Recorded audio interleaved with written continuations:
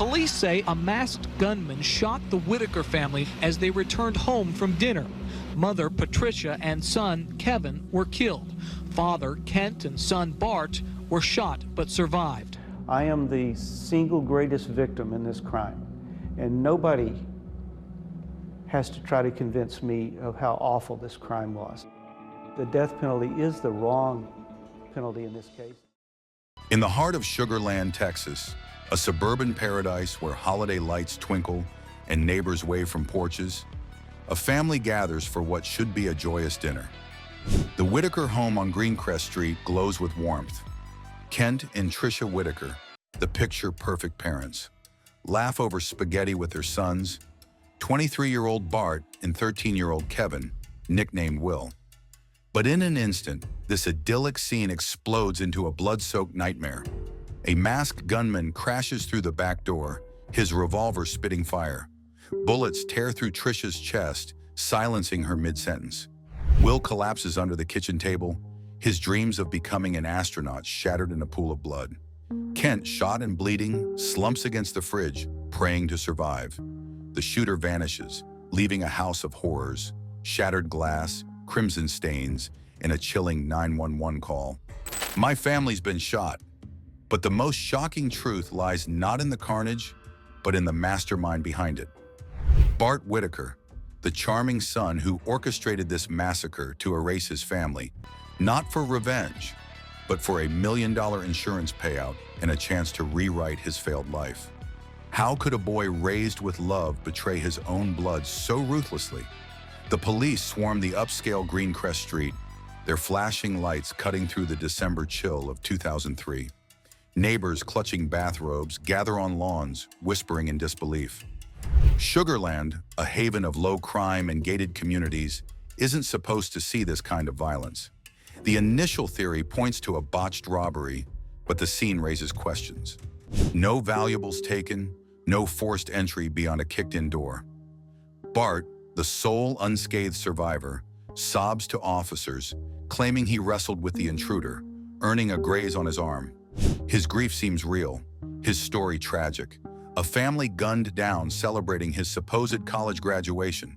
But as detectives peel back the layers, they uncover a web of lies so sinister it shocks even seasoned investigators. The devoted son wasn't a victim. He was the architect of a slaughter that would rip apart a community and spark a national debate on forgiveness and justice. Kent Whitaker, 53, was the epitome of suburban success.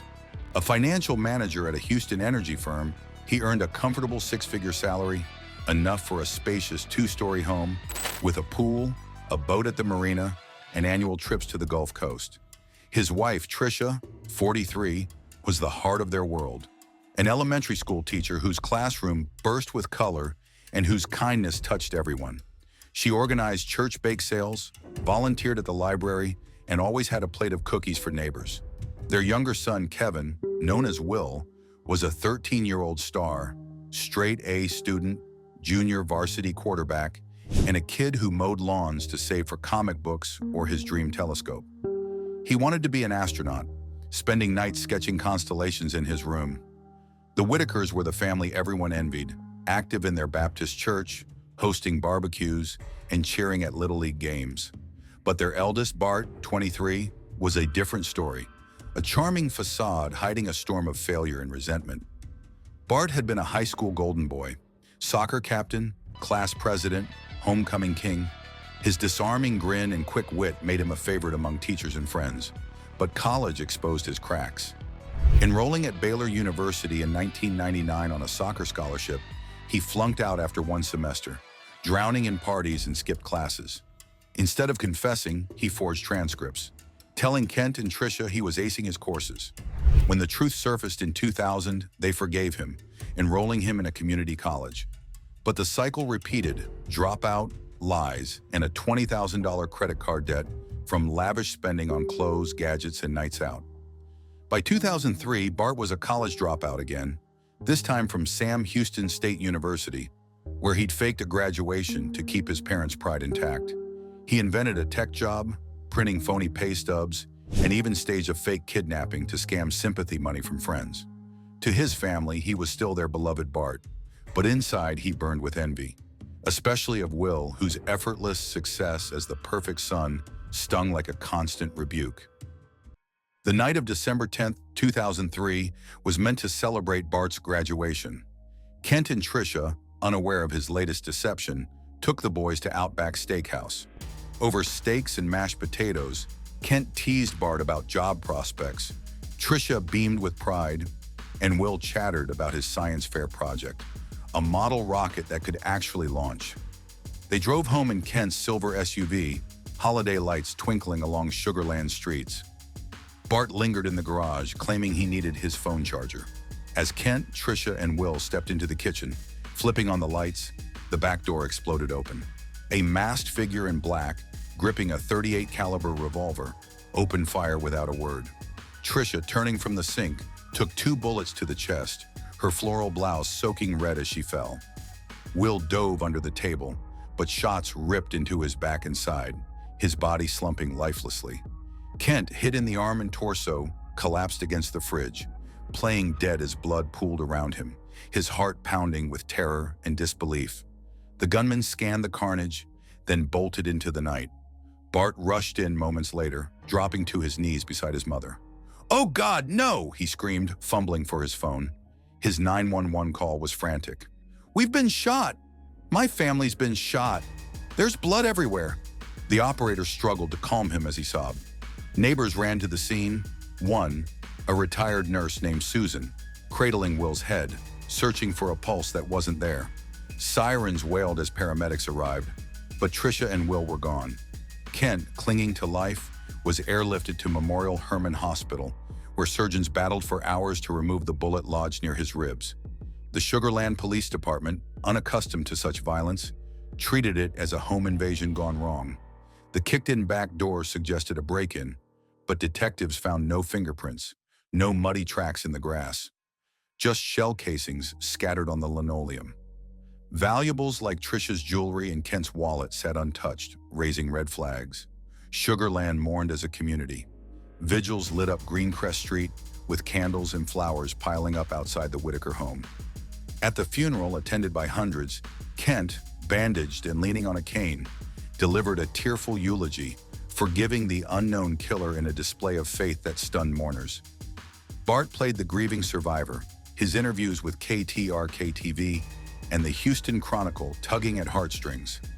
"My mom was my rock, and Will, he was just a kid with so much life left." Neighbors donated to a funeral fund, hailing Bart as a hero for his quick 911 call. But Sergeant Mike Lee, the lead detective, wasn't convinced. Bart's story had holes. Why was he unscathed except for a minor graze? Why did the robber take nothing? A tip from a college friend blew the case open. Bart had been talking about big changes and borrowing cash he couldn't repay. Lee dug into Bart's past, uncovering a trail of lies. Forged transcripts, fake jobs, and a $20,000 debt.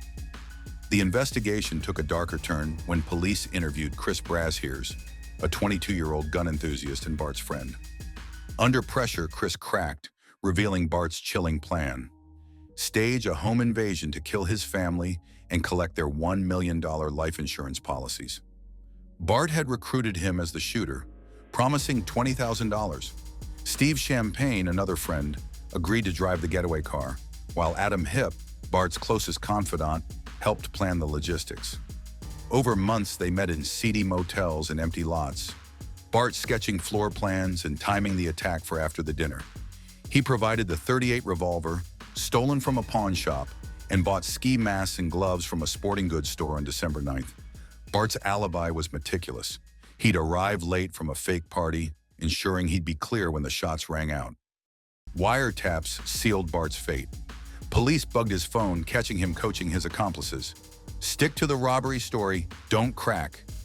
A search of his apartment revealed a journal with entries like, "This is the only way. They'll never understand my failures. As an orphan, I can start over." Bart's motive wasn't hatred, but cold calculation. He envied Will's success, resented Kent's expectations, and saw the insurance money as a way to erase his debts and reinvent himself as a tragic survivor. On December 27, 2003, police arrested Bart at a family friend's house. Chris, Steve, and Adam were nabbed soon after, flipping for lighter sentences. The evidence was airtight: phone records, ballistics matching Chris's gun, and witness testimonies of Bart's boasts about inheriting everything. The 2007 trials gripped Houston, dominating headlines and drawing national coverage on Dateline NBC, 2020, and Forensic Files. Prosecutors, led by Fred Felkman, painted Bart as a sociopathic manipulator, replaying the 911 tape where his sobs sounded rehearsed. He didn't just kill his family, Felkman said. He orchestrated their slaughter for money and ego. Defense attorney Randy McDonald argued diminished capacity, citing Bart's undiagnosed depression and family pressure. But the jury saw through it. Bart's testimony was a disaster. It was just talk that got out of hand, he claimed, avoiding eye contact. Convicted of 3 counts of capital murder, after 4 hours of deliberation, he faced execution. Then came the bombshell. Kent, still limping from his wounds, took the stand for his son. "I forgive Bart," he said, tears streaming. "He's my boy, and God calls us to mercy. Please don't take him from me, too." Kent's faith, rooted in his Baptist beliefs, moved the jury to sentence Bart to life without parole instead of death, a rare mercy in Texas. Chris Braziers got 30 years for firing the shots, Steve Champagne 15 years as the driver, and Adam Hipp took a plea for a reduced sentence. Kent channeled his grief into Murder by Family, a memoir about his journey to forgiveness, and founded the Kent Whitaker Ministry, speaking at churches and prisons. In a 2018 Dateline update, he described visiting Bart monthly at Polunsky Unit. Their talks a fragile bridge over unimaginable pain. Bart, now in his mid-40s, earned a theology degree in prison, leading inmate Bible studies and writing remorseful letters. "I was selfish, lost," he said in a 2020 interview. "Dad's forgiveness saved my soul." Parole has been denied repeatedly, but he holds no bitterness, focusing on atonement. The Whitaker home was demolished in 2005, replaced by a memorial park where locals plant flowers each December for Tricia and Will. The case sparked debates on the death penalty, with abolitionists citing Kent's plea as proof of redemption's power. Psychologists study Bart's narcissism as a warning of unchecked entitlement. True crime fans dissect it on podcasts like Crime Junkie, while documentaries like Oxygen Snapped use real 911 audio and reenactments to chilling effect. Sugarland still whispers about that house, a reminder that danger can hide behind familiar faces. Kent's forgiveness challenges us. Can love survive the unthinkable? The Whitaker murders, a tale of betrayal and grace, leave us questioning where justice truly lies.